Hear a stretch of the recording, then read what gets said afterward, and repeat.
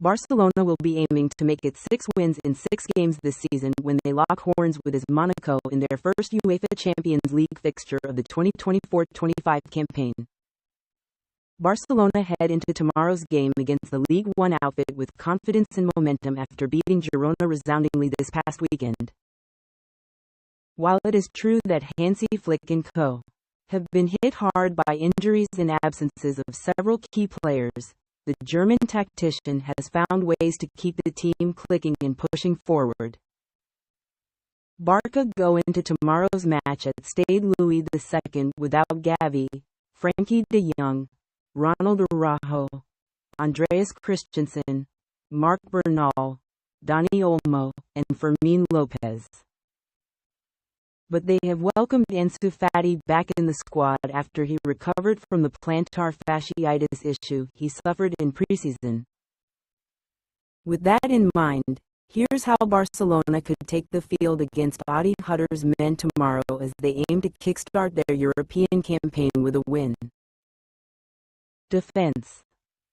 Club captain Marc-Andre ter Stegen is the undisputed starter in goal and will hope to fare better than he did the last time he faced Monaco in the Joan Gamper Trophy match, when he was far from assured between the sticks.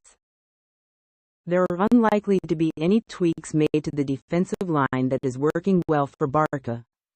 As such, Jules Koundé and Alejandro Balda ought to continue as the two fullbacks, providing width and attacking impetus from the right and left flanks respectively.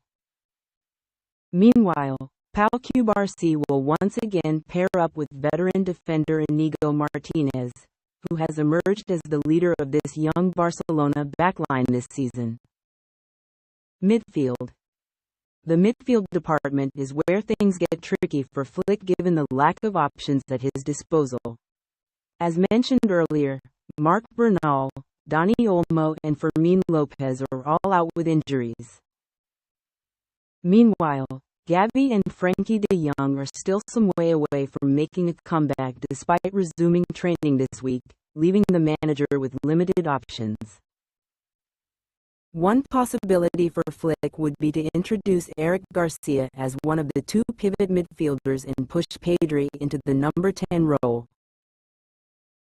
However, the manager is likely to stick with the combination of Pedri and Marc Casado that has worked very well in recent games, keeping the option of Garcia in his back pocket.